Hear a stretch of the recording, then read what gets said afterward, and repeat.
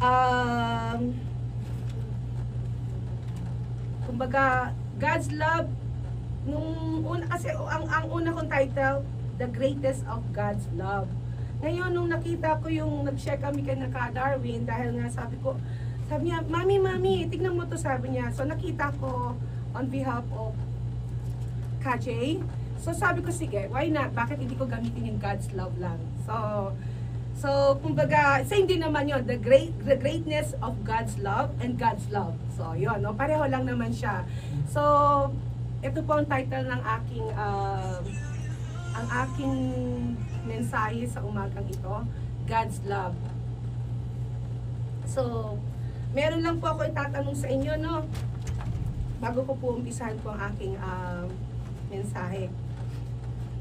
Lagi itong tinatanong sa bawat isa, di ba? Sabi dito, kung ikaw ang namatay ngayon, gaano ka katiyak na ikaw ay may buhay na walang hanggan? Masasagot ko po ba ngayon sa araw nito? Isa lang ang sumagot. Sabi ng iba, hindi ako sigurado. Sabi naman isa, siguro. Na isa naman, ganap. So, paano po kayo nakakasiguro? Kayo lamang po makakasagot niyan. At ang Panginoon. So, amen? So,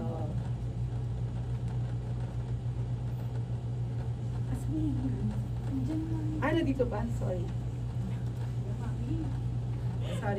Sorry naman. So, pag sinabi natin God's love, pumapatak sa ating isipan, ano ba yung love? Ang ibig kahulugan ng love. Napakalawak kasi ng kahulugan ng love eh. Pero yung God's great love, iba rin po yun. Kung sa human, iba rin po yun. Pero kung sa Panginoon, lalong iba. So, kung sa atin po, tatanungin kung ano po ang ibig sabihin ng kahulugan ng love, ano po ang nating madidescribe ang love, Sister Laila? Amen. Love lang, love. Love lang, love. Kasi iba yung love, God's love eh. Love.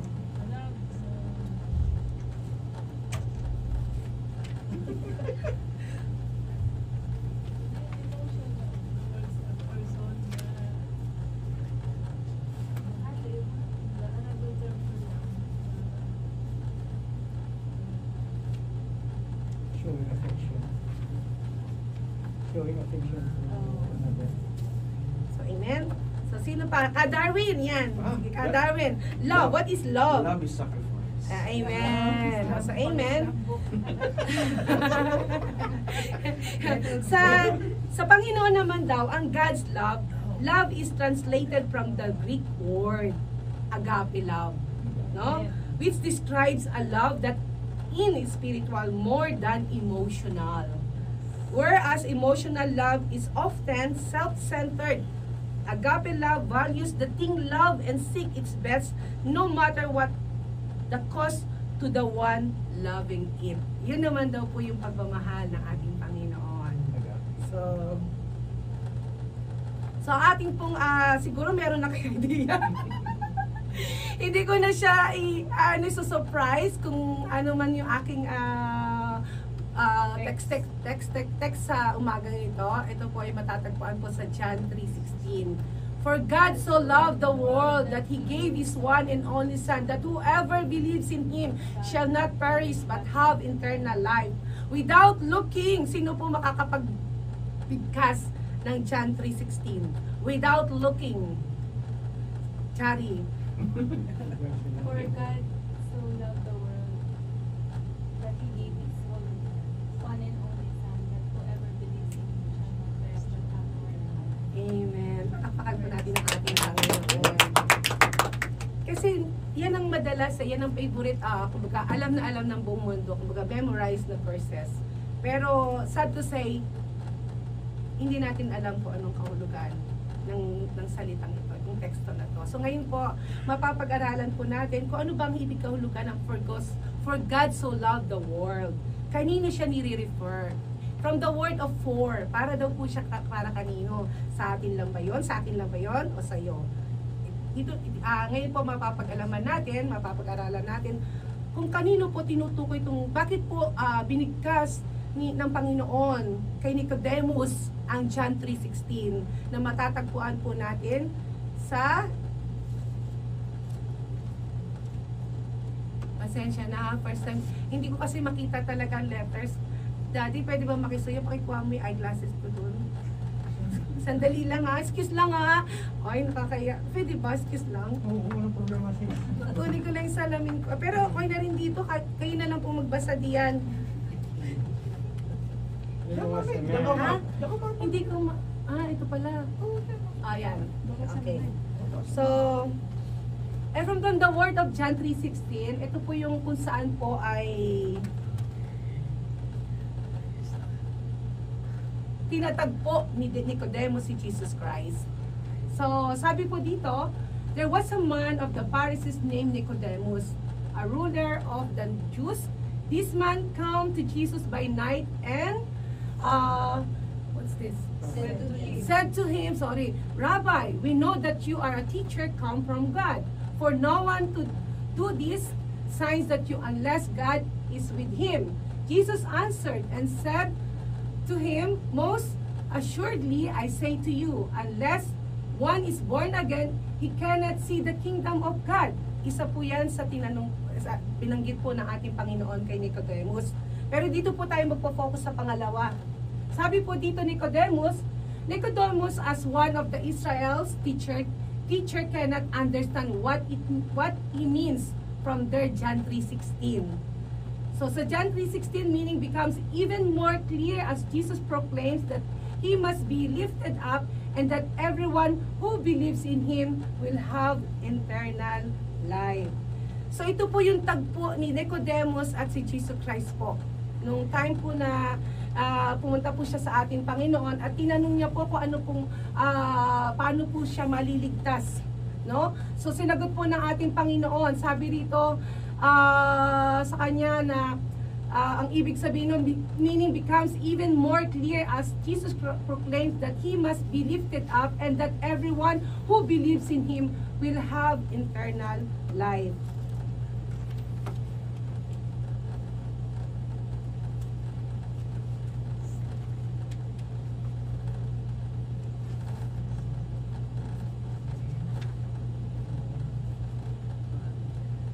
In John 3, Jesus is speaking to Nicodemus, a Pharisee who is one of the members of the Jewish ruling council. Nicodemus comes to Jesus and tells him that he knows he is the Christ, the Son of God, due to the miracles and signs Jesus performs that one must be born again to see the kingdom of God. Nicodemus responds by asking how a person can be born when he or she is already old and obviously cannot out of the womb again. So ito rin po yung tinanong ni Nicodemus sa ating Panginoon nung nakatagpo niya po ang ating Panginoon. So sinabi po dito sa kanyang salita ni Jesus sa mga salitang ito nung kausap niya ang Hudyong leader na si Nicodemus na matatagpo po sa John chapter 3 verse 1 to 2. Basahin niyo na lang po. Sa pag-uusap na iyon, nagbigay si Jesus ng detalye tungkol sa kaharian ng Diyos at sa pagiging ipinanganak muli sa John 3 verse 3. So hinuhula niya rin kung paano siya mamamatay kay landing itataas ang tao para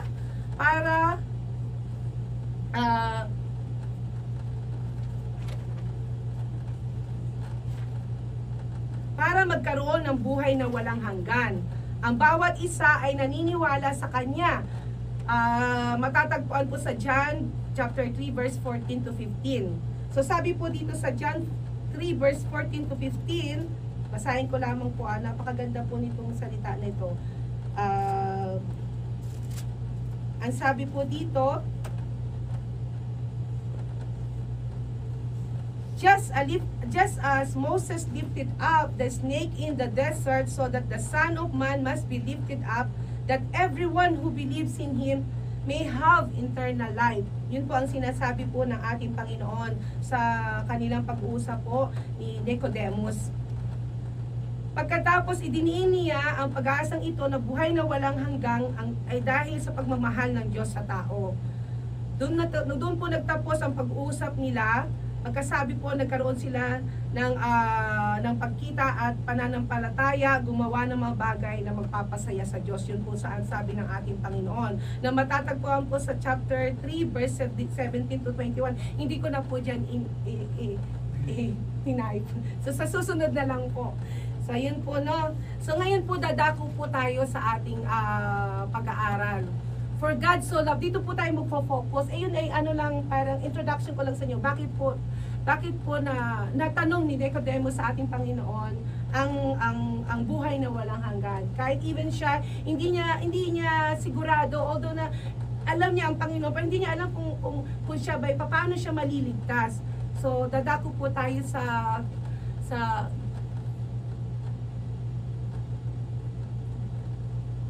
ayan. Ito yan. Ito yung mga greatest love of God na matatagpuan sa kabuuan ng chapter 3 verse 16. Yung number 1 is God's greatest is universal. Mamaya po ma-explain ko po sa inyo o mapapaliwanag ko po kung bakit po God's greatest is universal. Number 2, God's greatest love is selfish. God's love is unlimited. Naniniwala po ba kayo sa mga pagmamahal ng ating Panginoon? So, amen. Kasi matatagpuan mo na meron po tayong supporting verses na pinapatunayan na kung paano po tayo minahal ng ating Panginoon kahit hindi po tayo pamahal-mahal. Dahil sa kanyang pagmamahal kung bakit po tayo naririto. Because of the greatest love of God. So, amen.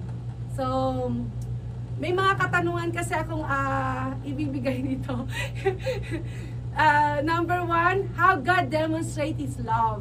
Paano ba pinakita na ating Panginoon ang kanyang pagmamahal?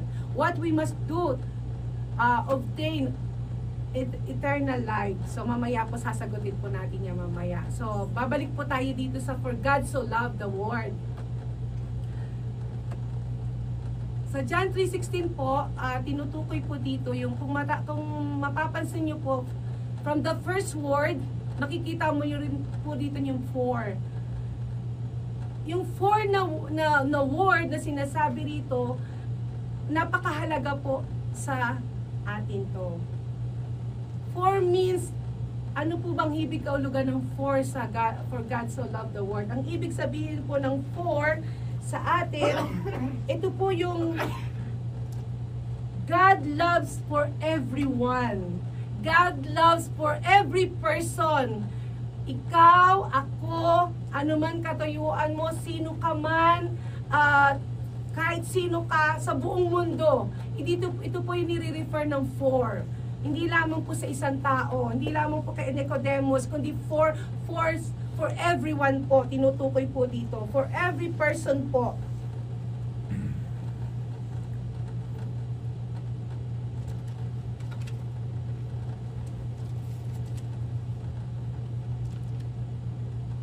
So, for God so loved the world. So, for it means, hindi lang sa isang tao, kundi para po sa buong mundo. Sa buong mundo. Kaya po kanina, binanggit po dito kanina na ang pagmamahal po ng ating Panginoon, greatest is universal. Kumbaga, buong mundo po. God's greatest love is selfish. God's love is unlimited. So, ang pagmamahal po ng Panginoon ay hindi po pala nililimitahan. Ang pagmamahal po pala ng Panginoon ay hindi selfish, hindi makasarili, kundi ang pagmamahal niya ay para sa lahat.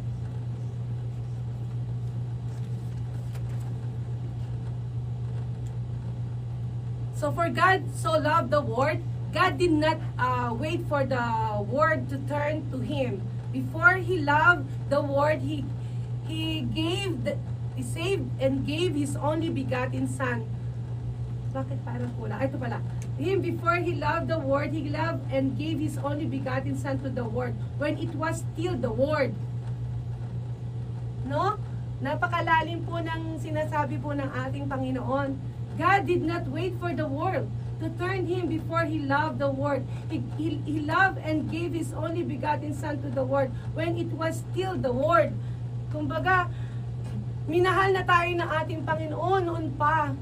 No, nung hindi pa kumbaga, ini-imagine ko sa sarili ko, nung hindi pa tayo binuo ng ating Panginoon, may plano ng maganda ang Panginoon sa buhay po ng bawat isa. No? kumbaga, meron na siyang nakalaan para sa mundo. Ang nakalaan kundi yung magkaroon tayo ng buhay na walang hanggan. So, yan po ang tinirefer po sa for God so loved the world.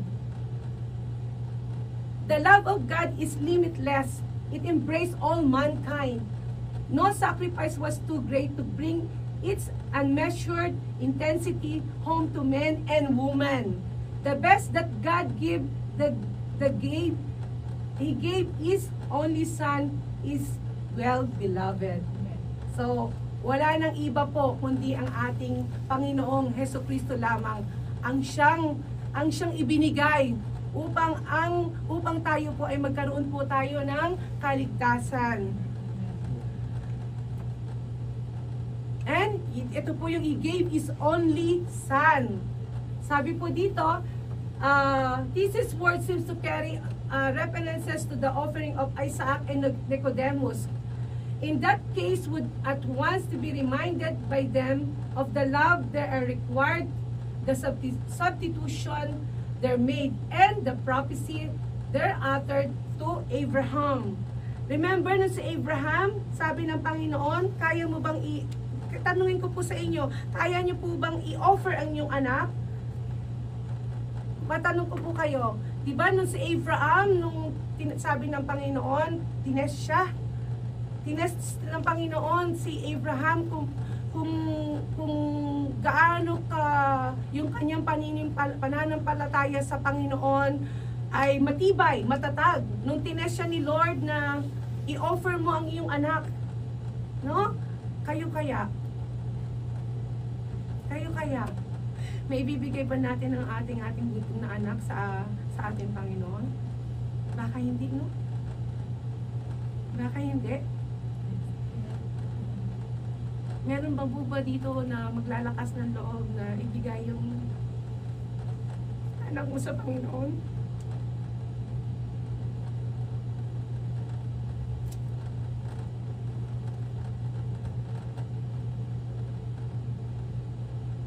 Pero dahil sa pagmamahal ng ating Panginoon, binigay niya ang kanyang bugtong na anak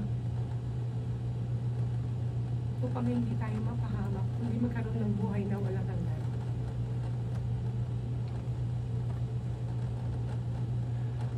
Sabi po sa kanyang salita, whoever believes in Him. This describes the recipient of God's love. God loves the Word, but the Word does not receive or believes in Jesus. The gift that Father gave believes in it means much more than intellectual awareness of agreement. It means to trust in, to rely on, and to cling on.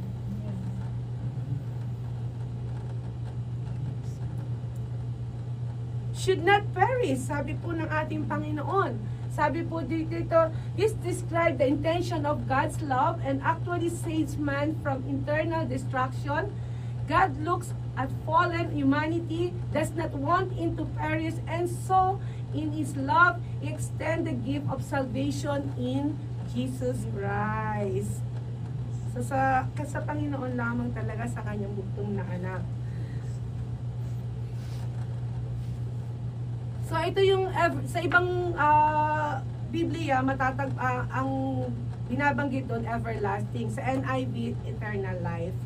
So sabi po rito, this describe the duration of God's love, the love of we receive among people may fade or turn, but God's love will never change. Amen. Nakaka-bless, no? Kasi ganun tayo kamahal ng ating Panginoon, hindi siya magbabago. Sabi niya, He will never change. He will never stop loving His people kahit hindi siya tinanggap, pero mahal niya ang people. Mahal niya tayo. Even unto the further distance of eternity. Ganun niya tayo kamahal. Palakpakan po natin ang ating Panginoon. Napakabuti po ng Panginoon. Mahal na mahal po tayo ng ating Panginoon.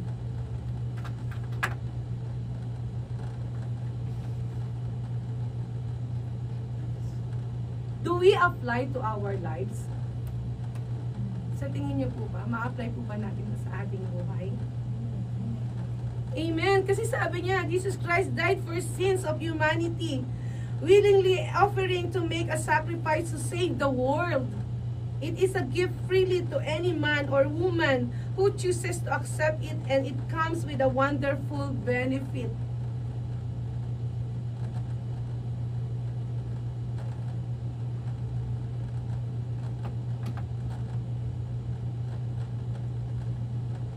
How God's love was shown in giving His Son for the world, that God sent only begotten Son, Christ in love, and to negotiate a peace between heaven and earth. That God loves humanity so much that He gave us His only Son, Jesus, so that through Christ people can have eternal life. Sabi po dito sa John chapter 3 verse 17 to 18. He came into the world to save others, not to condemn us.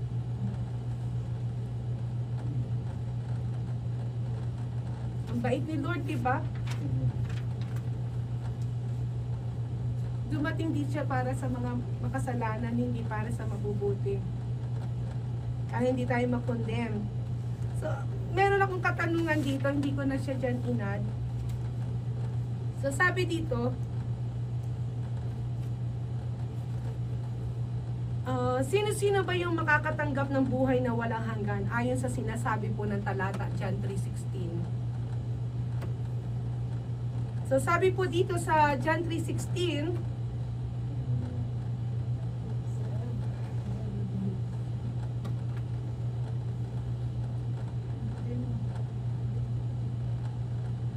yan. Amen? Ang sabi po dito, for God so loved the world that He gave His one and only Son, that whoever believes in Him shall not perish, but have eternal life. So, malinaw po sa sinasabi ng talata nito, na ang sino mang sumasampalataya at magkakaroon ng buhay na walang hanggan, ay nangangahulugan lamang po na tayo po ay maliligtas.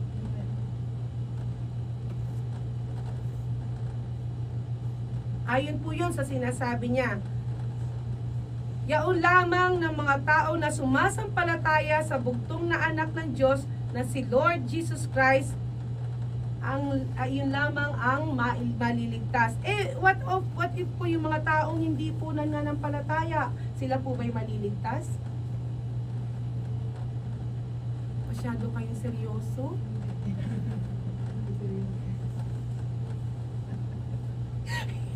Hindi.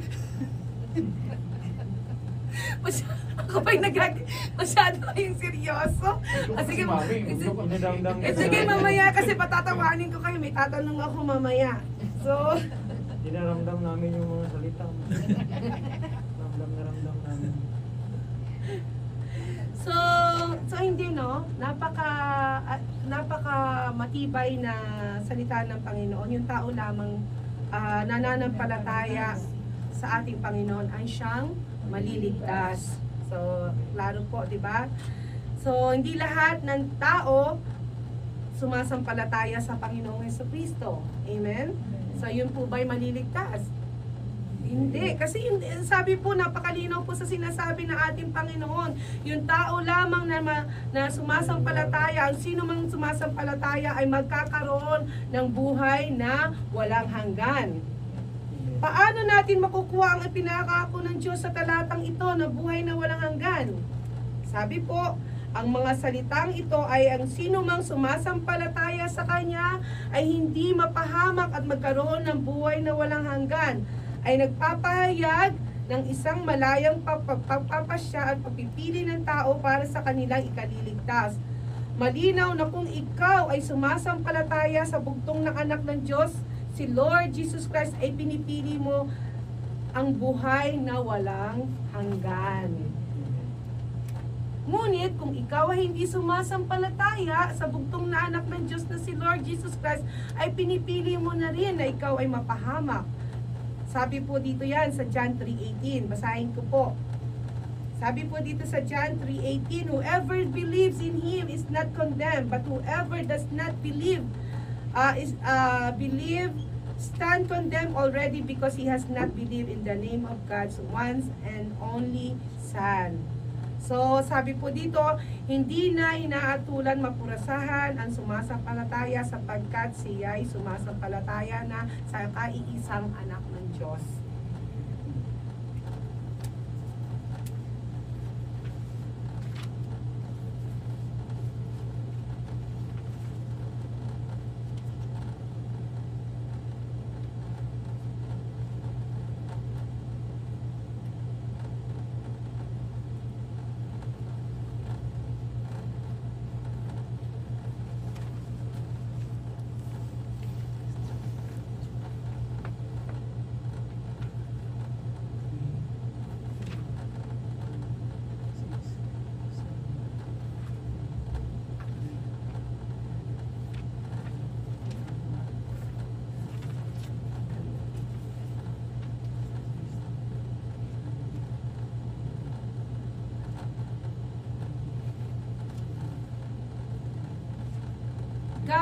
God's love is not static or self-centered. It reaches out and draws others in.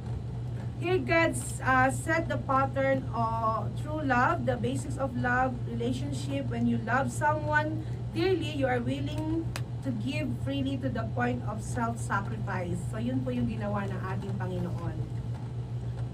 God paid dearly with the little of His Son, the highest price that He could pay. Jesus accepted our punishment, paid the price for our sins, and then offered us the new life that He had bought for us sa pinakamahal na halaga nung siya'y namatay at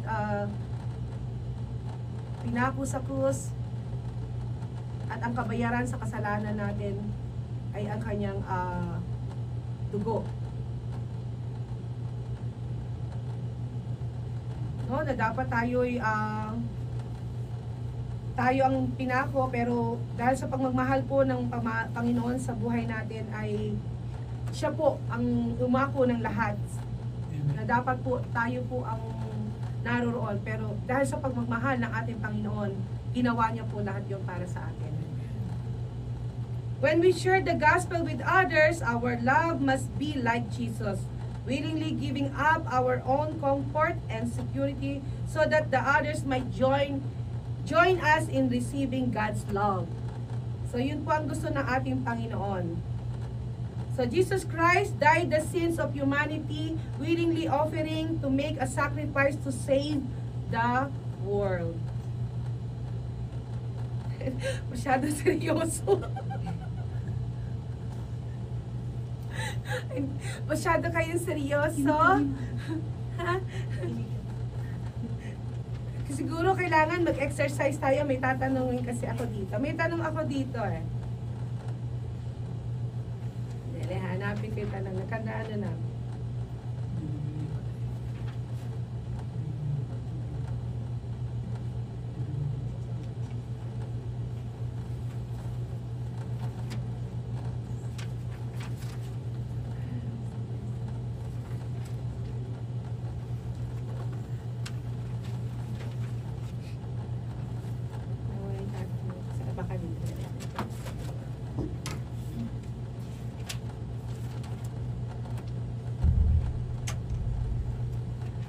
May tanong po ako sa inyo. Ang tao po ba, pag minahal po natin, kailangan maging perfecto bago natin siya mahalin?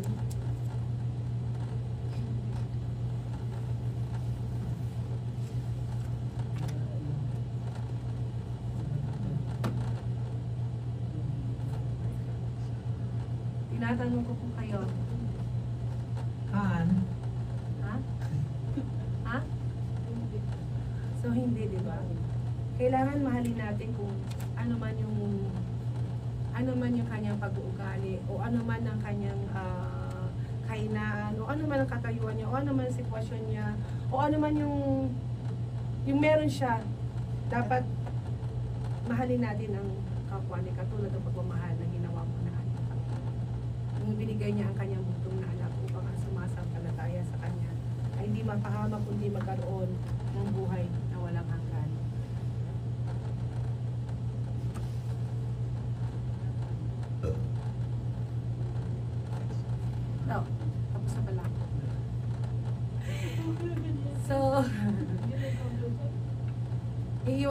sa inyo itong salita na to.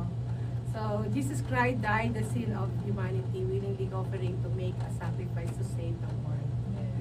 So, doon po nagtatapos ang aking mensahe.